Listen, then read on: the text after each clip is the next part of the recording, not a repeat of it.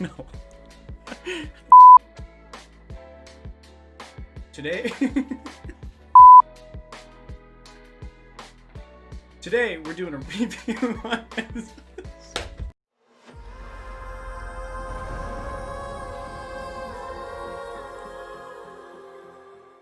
Today, we're doing a review on Death Stranding and what makes it one of the best games you should be playing. Once there was an explosion, a bang which gave birth to time and space.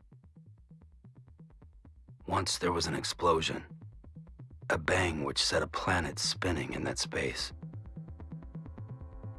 Once there was an explosion, a bang which gave rise to life as we know it. And then came the next explosion. Rain, heavy clothes, dirty eyes, sweaty clothes, the routine that I've learned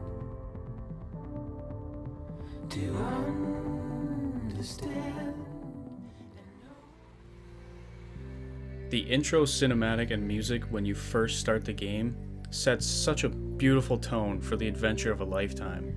You are immediately introduced to a dark presence, BTs, aka Beached Things, a living soul that did not cross the bridge to the world of the dead, becoming stranded in the world of the living. Now, of course, we don't know this when we're just starting out the game. It just looks like black ink is following your bike, and the rain seems to be killing the birds, or at least speeding up their lifetime. But we can definitely tell something weird is going on here.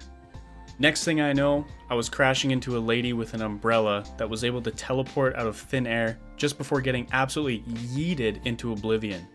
I haven't even begun playing the game yet, and I already have so many questions. I had no idea what those black handprints were or the lady who could use magic, but damn it, I was intrigued.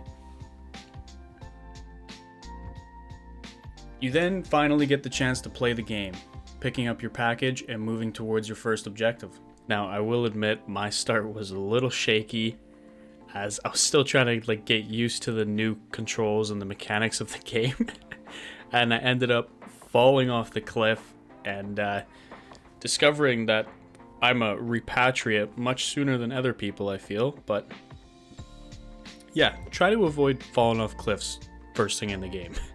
Assuming you avoided falling off of a cliff, you make your way towards a cave to find some shelter from the rain. Here we have another run-in with the BTs. At this point, I think we've come to a conclusion that they are alerted by sound. As you can see, Fragile and Sam both holding their breath. And once it's all said and done, you actually see them tearing up and kind of crying. This is something I did not know about my entire playthrough. But doing this review, I actually found out it's a chiral allergy. So yeah, fun fact.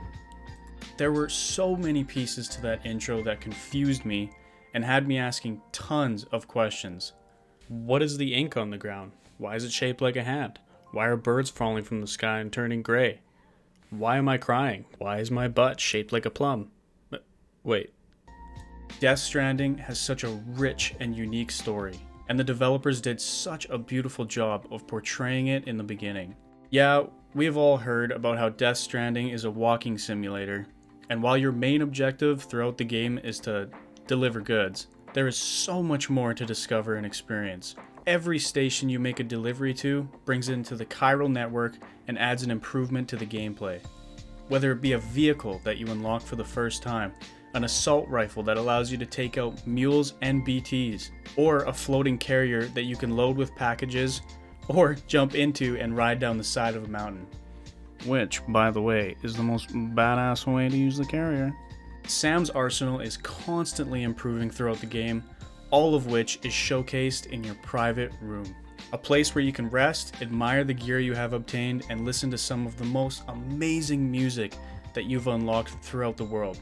Oh, and there is secrets to discover in the private room. Did you find them? Let me know in the comments below. One of my favorite moments was when a song came on while I was venturing down a mountain. and I moved as slowly as I could just so I could hear the entire song in all its glory with the beautiful landscape in the background. These soundtracks managed to come about at the perfect time, and I loved every song that played. understand and know. Play my tricks. I really liked the way multiplayer was implemented through the chiral network, allowing you to connect with other players and work together to make it easier to traverse the map. It made you feel like you weren't alone, and all these other players were with you, helping to make the world whole again. You could build structures and also use structures that other players have built, whether it be a zip line, a generator to restore your equipment, or a bridge that crosses over a tricky ravine that you can't run through. Combat is introduced later in the game in all shapes and sizes. If a BT was blocking your path, you could use an assault rifle loaded with blood bullets that you could just dump into the BT to try and get it out of your way. Or grenades filled with Sam's blood that you can throw at the BTs. Even getting the option later on in the game to get up close and personal and cut the strand, returning them to the land of the dead. Bosses you encountered did a great job at breaking up the monotonous, peaceful deliveries and giving you an intense wave of adrenaline. Just make sure you aren't carrying a bunch of packages when this happens, or you're gonna end up having a tough time. All in all, there is so much hidden under the surface in Death Stranding that you just have to trust me when I say you must experience it yourself. It is one of my favorite games of all time, and I recommend it to anyone that enjoys a rich and dark story with plenty of surprises to discover along the journey.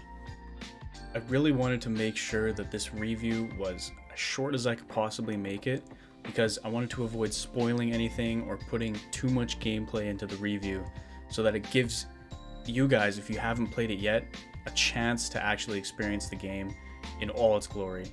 It truly is a masterpiece.